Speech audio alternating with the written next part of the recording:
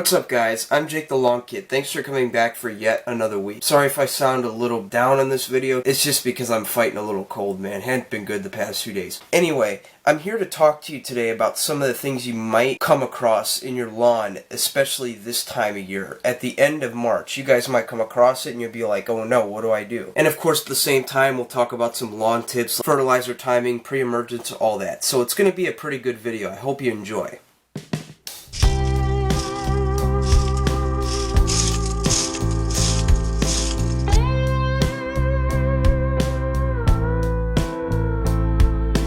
So I guess the first thing we need to do before we talk about anything is give you guys an update on my lawn, aka a northern lawn, to show you some of the things you might come across this time of year. Alright, there it is. Here's my lawn, March 28th, 2017. I'm aware that this is what a lot of you guys are seeing right now. As you look from far away, you see a little bit of green popping up, right? And you got just a lot of brown around that. A lot of you guys are wondering what that is, and it kind of worries you a little bit. And I understand what you're saying, because you guys are probably wondering, is my lawn going to thin out from this? And the answer is yes. You could see this right here. All that is down there, right, is just recycled thatch. Basically, if you don't know what thatch is just the recycled clippings from last year, you know, the stuff that died off over winter and just laid down due to the snow compaction. And as we come back here, this is also something that might worry you a whole lot. This is like right after you do your initial raking of the year, which I've been seeing a lot. And that is when you get down here, you see, right, these spots are just completely bare.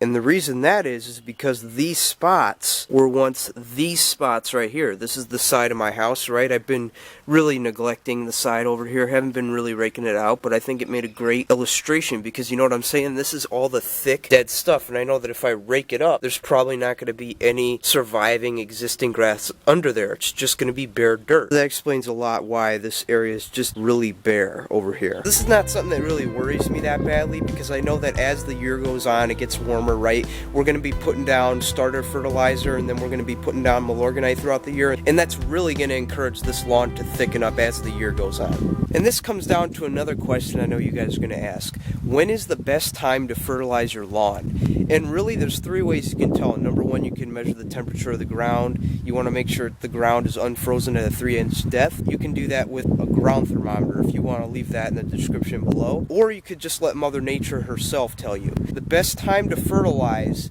is when the forsythia bushes, which if you don't know, they're those yellow bushes that bloom in the first of spring, are in full bloom. That'll tell you that the ground roots are unfrozen because of the fact that the bush itself is blooming and that you're good to go and fertilize. Because the rule is you don't want to fertilize on top of frozen ground, because what can happen is rain could come, right, and it can wash all that fertilizer down into the storm sewers.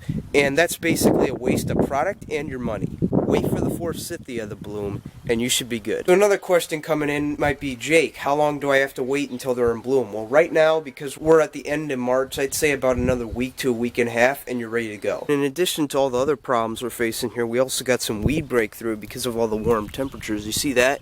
A lot of clover. I know some of you guys are probably asking about pre-emergents. Should I have applied a lot earlier? And the answer to that is no. Because we want to take it slow. We don't want to do it in the earliest of March, because we know that typically we normally get a couple warm days, and after those warm days, immediately we get socked with a lot of snow. I would wait until the magnolia and the crabapple trees are in full bloom. And this back here, this is the worst part. I know a lot of you guys ask about this right here.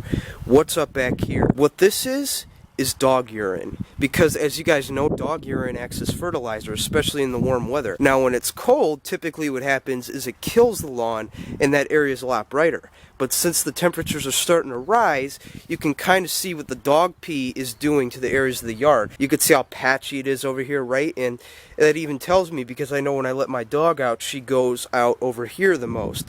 So that tells me right away, because of the darker color and because of how patchy it looks, that all this, it's just dog pee. there anything you can really do about it? And the answer is yes. There's actually pills you can give to your dogs, but really, as the LCM would say, I wouldn't recommend giving pills to your dog. If you could, train your dog to go somewhere else, like maybe a pee pole, whatever you do, fence an area with rock, do whatever you got to do and just train the dog to go somewhere that's not your lawn area. But as far as my concern, I don't really care that much because I don't go in the back that often. Nobody really sees it, so I'm fine with it. And you could see, man, I really need to clean this up. I mean, I've been really dying to get out here today. Those trees over there, I want to go ahead and dig those out today, but sadly I'm fighting a cold right now. I mean, it's been really bad the past few days. It's just I've had to stay inside, I've had to rest, do all the things I hate doing, relaxing, when I'd rather be out here working in the lawn, getting things cleaned up. I think by tomorrow I should be feeling a little bit better. It's going to be a little bit warmer, not much though, and hopefully I'll be able to get out here and dig those trees out and maybe clean out the back. Most of the stuff I mentioned in this update we can't really take care of just yet, but the one thing you can control right now is the thatch. You're going to want to get out there on a weekly basis or possibly a daily basis depending on what your schedule looks like. You want to get out there and rake those areas out. Now I recommend you buy the thatch rake I've mentioned in previous videos. If you want to leave a link in the description below, and I'll also leave right here the video where I reviewed the rake, talked about it, and told you why I like it. So you want to get out there on the weekends, like I told you, rake that lawn out because that's going to encourage the lawn to thick up naturally. I hope these tips have helped you, and if they did, please be sure to subscribe to the channel. We talk a lot about lawn tips here as well as lawn business. So with that, I'm Jake the Lawn Kid. I'll see you guys next time.